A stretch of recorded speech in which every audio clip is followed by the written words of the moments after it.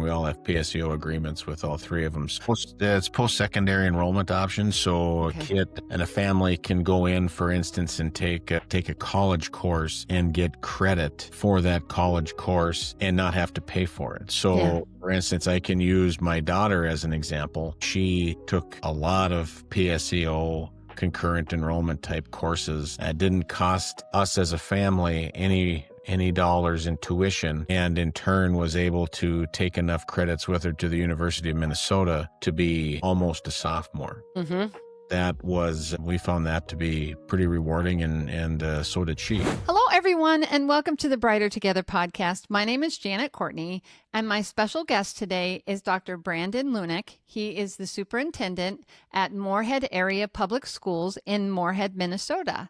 Brandon, it is a pleasure to have you here today.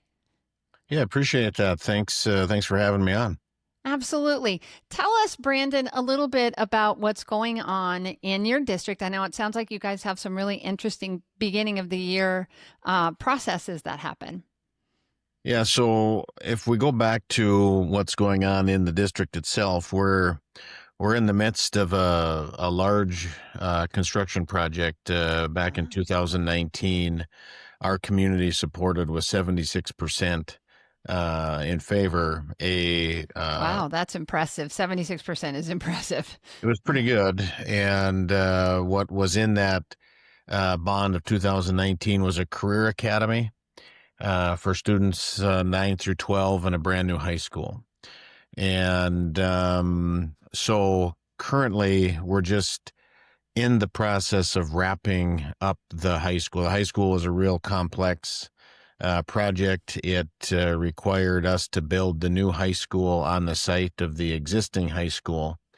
And so we built the new high school in the old parking lot of the old high school, and then tore down the old high school and put up phase 2 of construction. So in the next couple of weeks here, we'll be moving into phase 2A of the project, and we'll be wrapping up the Performing Arts Center here sometime in April. And so we'll finally have that those two projects wrapped up completely. The Career Academy we opened up in a former Sam's Club facility in 2021, and put a second story in there, so we have plenty of space, and we do a lot of our vocational and electives out of there until our high school campus will be completely done here at the start of the next school year. So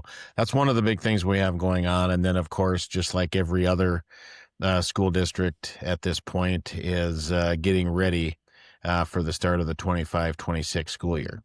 Yeah, it's August 20th for those of you that are listening. So we are right at the beginning. Has school started yet? No, we are in preparation for staff to come back next week. Oh, gotcha. Okay. And then we will kick off September 2nd. So yeah, we're getting ready to go. Very good. Very good. So from the previous conversation that we've had, you have a district showcase event. Can you give us a little bit more information about that? It sounded really interesting. Yeah. So what this was presented to our executive team from a staff member about 3 years ago. This is our third one that we had last week, and every year it's gotten a little more popular and a little more well attended, let's say, by our community. And one of the drivers behind that was when we built the new high school. One of the things that absolutely resonated with me through that committee was we had a parent stand up and said, no matter how big we get as a community and as a district, can we do everything we can to make our large school in a large school district feel small, so everybody feels welcomed and that kind of thing. So one of the things that played into that was not only the design of the new high school, making a large school feel small, but some of the events that we do from a community-wide perspective. And This idea that was brought to us a little over 3 years ago was just that. So our community showcase is what it's called. We hosted at our career academy, which we talked about a little bit earlier. And Mm-hmm. in that event, we offer up a lot of things. We offer families to come in and can pick up their schedules. They can meet their principals, they can go and visit their school, their local school at a little station where every school is represented there. And not just are they represented, but we have other community organizations there. For example, we have Moorhead Youth Hockey there. We had the lacrosse um, organization there. We had our foundation there. And a lot of other, Concordia College was there. We had a lot of other organizations there. So if you're a community member and you want to sign your son or daughter up for hockey, for instance, you can do that. We have a school-based clinic in our career academy as well. And in that school-based clinic, you could also get your sports physical Oh, uh, that's nice. there that evening as well. And we had our school store open so people could pick up our nickname is the Spuds. So if you wanted to pick up some Spud swag, you could do that that night too. And they were there. And then I thought one neat little addition over the last few years was kids are also able to get free haircuts that Oh, evening, neat. donated Yeah. by a local business in town. So the big and also I forgot to mention our food service also does taco in a bag and gives that away that evening. So you can get a taco in a bag and a water, have your dinner there that night, complete your school registration. If you had any other questions, our like we said, our administrators were there from a building level perspective to answer those. And it was just been phenomenal in terms of turnout. I believe we had 3,500 or so schedules Wow. printed, not schedules, but visits that night. I had the statistics. I don't have them in front of me, but we had a lot of schedules that were printed out that night from elementary. No, it was probably 3,500 schedules now that I think about it, because the elementary kids were able to get their schedules and figure out who their teachers were that Nice. night. And you know how important that is to Yeah, it's a big deal. Yeah, of and course. our middle school kids were there, and they were able to get their schedules just as well as the high school kids were. So it was a big event, big turnout, and that's just one of those things that we like to do to continue to make, even though our community is continuing to grow as a part of the Fargo-Moorhead metro area, we are trying to do everything we can to make our district feel small, Hmm. oriented, those kind of things. So that's the big goal of the district showcase, was to just continue to make our district feel smaller within this large 7,300 student district that we have. I was just going to ask you how many students you have. So 7,300 students, brand new high school, brand new career center. How many middle schools and elementary schools do you guys have? We have one big, large, I'll call it, middle school, and that runs 5-8. That was supported with 50%, 56% vote in the community in 2015 for 78 million, and the one Wow. that was voted in 19 was 110 million. So we've had to go back to our community a few times to solve some of our facility challenges. And the one in Hmm. 2015, the bond in 2015 led to the construction of a new elementary and a large middle school addition. So on the middle school campus, we have one side that's a 5-6 facility, and then the other side, and it's joined. They're together. Uh, Hmm. Hmm. and the other side is a 7-8 facility. So we have then five, I'll say four and a half K4 elementaries, with one of those, we'll call it a half, is served out of our Probesfield facility, and that's a Spanish immersion program that we Oh, have. nice. So Yeah. Fantastic. That is fantastic. So with the new construction, and how did you I'm just curious about the parking. Like if you put the new school where the parking was and you had to, I mean, I'm assuming it took a few years, right? Well, we refer to that project as the one that never seems to get finished. So it was a complex project, no Yeah. doubt, because you literally put up the new facility a foot away from the old one. Right. And as you tore down the old facility, you ultimately tied in your phase two of construction to that. But to handle to deal with your question regarding parking, we did add two parking lots as a result, one on the east Okay. side of the campus and one on the west side. And then finally, we were able to construct a third one, about 120 stalls that would be in front of the new facility that would handle visitors and Mm. Mm-hmm. staff. So once everything is done and completed, the east side parking lot is geared towards the athletic complex because that's the where all our activities take place is on the east side of the campus. We're in a unique position with the facility because we have a hockey rink that's attached to our facility, and Wow. prior to us moving into the construction of the new high school, we acquired the hockey facility from the community, from the city of Moorhead. So then we could tie the hockey facility into our new facility and remodel the second story of that to better serve our needs and ultimately make a better product without having to ask the city for permission to do it. So Mm, nice. Yeah.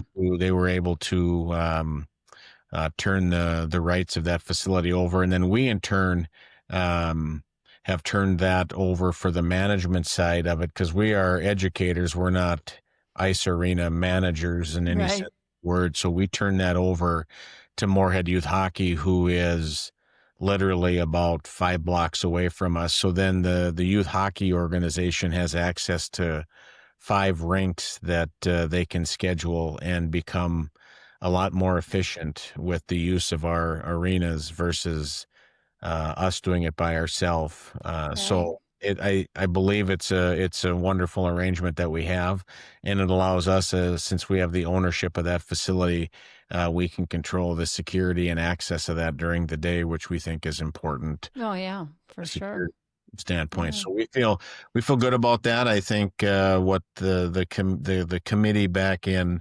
um, about 2018 said we need to do it on that existing site because prior to that happening, for those community members that live on Fourth Avenue here in Moorhead, was a brand new underpass that was put in place to improve safety and for our students and community from the railroad. So there was a grade separation project there, and Mm-hmm. the task force thought it wouldn't be a good idea to leave the $20 million underpass project when it was actually put in to improve access for high school kids and community members to get to the high school safely. Mm-hmm. The community felt that it would be a good idea to keep it on that site and not vacate that site Yeah, after after spending all that money, right? work with getting the underpass in place. So a lot of development was occurring and still is occurring in that area and in Moorhead overall. So a lot of good things, a lot of positive things are happening within our community, and I'd like to think that our high school and career academy are a big component of that. Occupational therapy shouldn't be one more thing on your plate. It should be a solution. Lighthouse Therapy offers school based occupational therapy services that actually work for you and your staff. Our OTs have an average of 16 years of experience in schools, and they support everything from handwriting to fine motor to sensory integration. And you can choose from 3 different service models, whether it be virtual, hybrid, or in person. It's OT that fits your workflow without the chaos. Visit lighthouse-therapy.com/brighter together to learn more. Yeah, and the kids are going to just win because of it, because they're going to have access to all of that.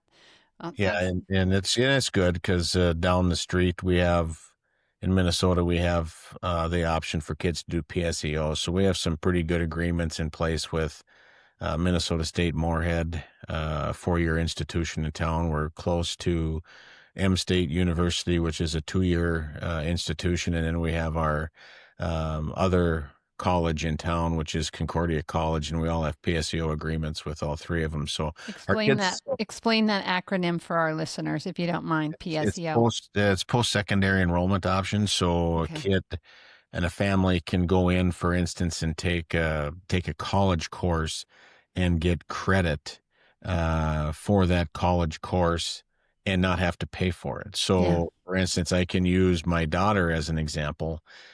She took a lot of PSEO concurrent enrollment type courses. Didn't cost us as a family any dollars in tuition. Um, and in turn was able to take enough credits with her to the University of Minnesota to be almost a sophomore. Mm-hmm. That was we found that to be pretty rewarding, and so did she.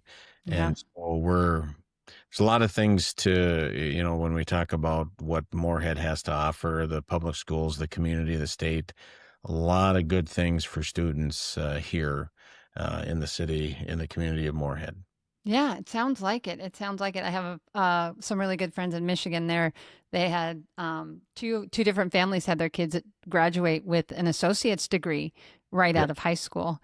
And I was talking to one of my friends. We lived in Michigan for 19 years and then moved down south because I got cold. I got tired of the cold. And we live in Corpus Christi, Texas now, but we went up there. Our company that sponsors is Lighthouse Therapy, and we turned 7 this year. So we went up because I started it up there. Quite a few of my staff is up there. So we went up to celebrate and we got to see some people that we hadn't seen in a while. And, you're gone for 3 years and the kids keep growing, whether you're there or not, Yep. right? And some of them graduated and they were saying, yeah, they actually have an associate's degree, but when they go into college, they still consider them freshmen to begin with because they're new. Mhm. And then as they advance, then they'll literally go from a freshman to like a junior. And it's crazy, but really neat stuff, really amazing opportunities if you have it in your community. And it saves so much money. College is so expensive, right? So what a great thing. It I sounds like a fabulous place that you have this support, you have the community support, you've got funding and good things are happening. What would you say is your biggest challenge right now? Well, our biggest challenge, I think, is, right now, 85% or so of our revenue comes from the state. And right now, the state of Minnesota is in a challenge financially as well. And a lot of times, and I don't think our district is any different than other districts. I think operating is always a challenge from Mm-hmm. an operating perspective. And 85% of your revenue does come from the state. Anytime the state doesn't keep up with formulary increases, Mm-hmm. that becomes a challenge. So this November, we are also asking our community for additional dollars on the operating side. Currently right now in Moorhead, we've grown 30% in the last 10 years. And we have not asked for any additional operating dollars, even though we've added, a brand new elementary school, basically a middle school addition, which is the size of a middle school uh, Mm-hmm. campus, and two new facilities with the Career Academy and the new high school. We're still doing all of those things on $223 additional dollars per pupil, Wow. when the average operating levy around the state is about $1,200 a pupil. Wow. So we are in definite need of some more local support, and it's difficult to ask, but Mm-hmm. told by somebody that's a lot smarter than I am that we shouldn't feel we shouldn't be bashful about asking, because the mission that we provide is so important for not Mm-hmm. community but for the future. So Yeah. It is a challenge though. We don't really get up in the morning with the intent that we want to ask, but Yeah. the way the current laws and statutes and rules are set up, this is the only additional way that districts can generate additional revenue. So Yeah. we think it's important, and we hope to have a successful outcome here in November.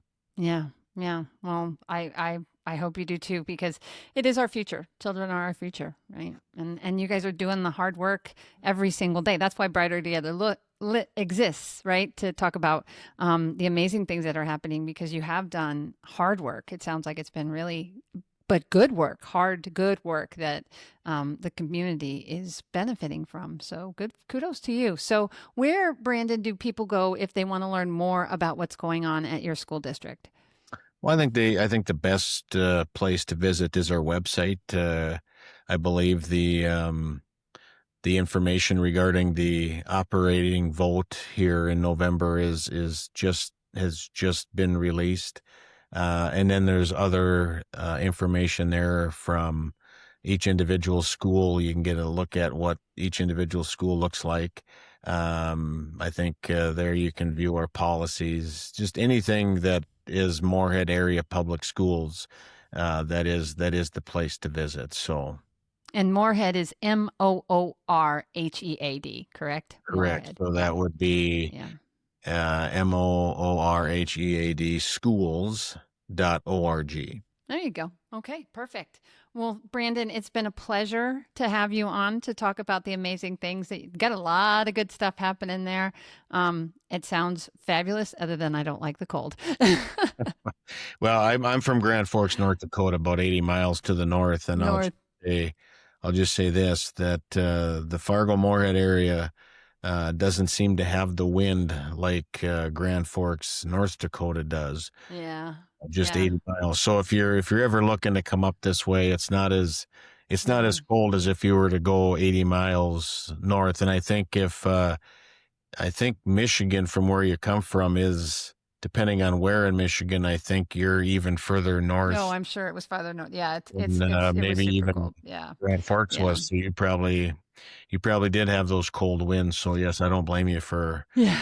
moving Yeah. to Texas. I loved being there. I loved my friends. That was the hardest part, was leaving my friends. I do not miss the cold. I'll be honest, I don't. But it's like people are people, and you love your people. So but anyway, That's, it's been a pleasure. Thank you so much for being on Brighter Together, because we're brighter together.